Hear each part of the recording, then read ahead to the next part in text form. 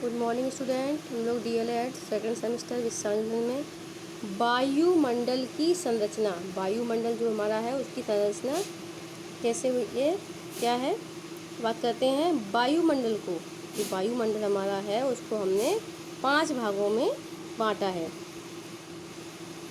ठीक है, इससे पहला आता है अधोमंडल, समताप मंडल, मध्यमंडल, आयनमंडल और बाह्यमंडल। अधोमंडल क्या है? अधोमंडल को हम क्षोभ मंडल के नाम से भी जानते हैं।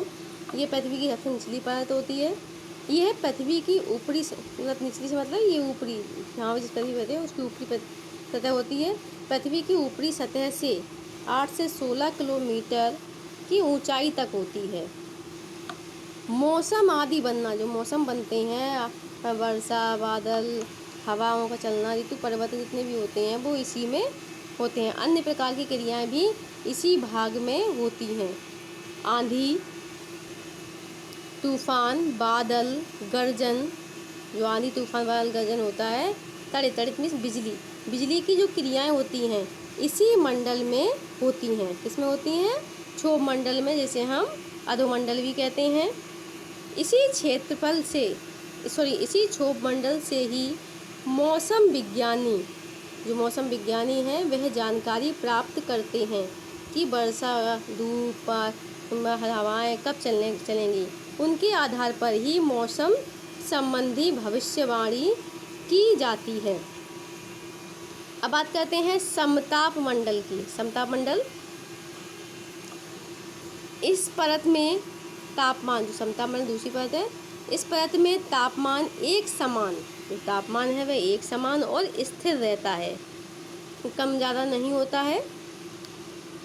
उसके बाद ऊंचाई बढ़ती जाती है, वैसे ही धीरे साथ साथ तापमान बढ़ता जाता है। जैसे ऊंचाई बढ़ती जाएगी वैसे वैसे तापमान बढ़ता जाता है। इसी मंडल में ओजोन, जो ओजोन परत है, जो हमारी परावैंगनिक किरणों से हमारी रक्षा करती है, की परत पाई जाती है, जो हमारी पृथ्वी की रक्षा करती है। ओजोन परत जो है वो हमारी पृथ्वी की रक्षा करती है। सूर्य की जो किरणें आती हैं परावैंगनिक, इसे पृथ्वी के सुरक्षा कवच भी कहा जाता है। किसे? ओजोन परत को पृथ्वी के का सुरक्षा कवच भी कहा जाता है। यह सूर्य से आने वाली परावैंगनिक किरणें सोख लेती है।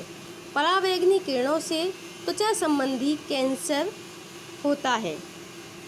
ठीक है, ये तो गई क्षोभ मंडल और समताप मंडल के बाद। अब बात करते हैं मध्यमंडल। मध्यमंडल नहीं, बीच का मंडल आ गया ये, क्योंकि 5 भागों में बांटा गया है। मध्यमंडल में ही सूर्य की किरणें, मध्यमंडल में ही सूर्य की किरणों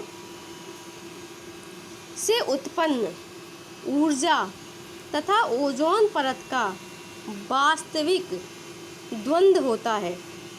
मध्यमंडल में ही वास्तविक द्वंद्व होता है कि वो इससे टकराती हैं ओजोन परत से और पृथ्वी तक नहीं आ पाती हैं। यहाँ ऊंचाई के साथ साथ तापमान गिरता जाता है।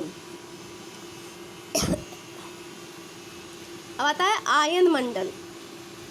मध्यमंडल के बाद आयन मंडल होता है।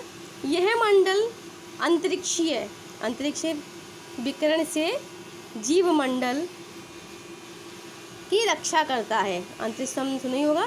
तथा रेडियो तरंगे हैं, ये तरंगों के अवशोषण और परावर्तन को प्रभावित करता है। जितने हमारे सैटेलाइट वगैरह हैं वो आयन मंडल में ही भेजे जाते हैं। अब आते हैं बाह्य मंडल। इस भाग में हाइड्रोजन और हीलियम, जो आपका ये बाह्य मंडल है, ये हाइड्रोजन और हीलियम गैसों की प्रधानता रहती है। इसमें गैसें अधिक मात्रा में पाई जाती हैं। तो ये हो गया हमारा बाह्य मंडल। हम लोगों ने 4 मंडलों के बारे में जाना, अधोमंडल, समताप मंडल, मध्यमंडल, आयन मंडल और बाह्य मंडल। अब बात करते हैं जैव मंडल। जैव मंडल किसे कहते हैं? जैव मंडल जहाँ जीव जंतु निवास करते हैं पृथ्वी पर, उसे जैव मंडल कहा जाता है। पृथ्वी का वह भाग जिसमें चर तथा अचर सभी प्रकार के जीव रहते हैं, जैव मंडल कहलाता है। Thank you.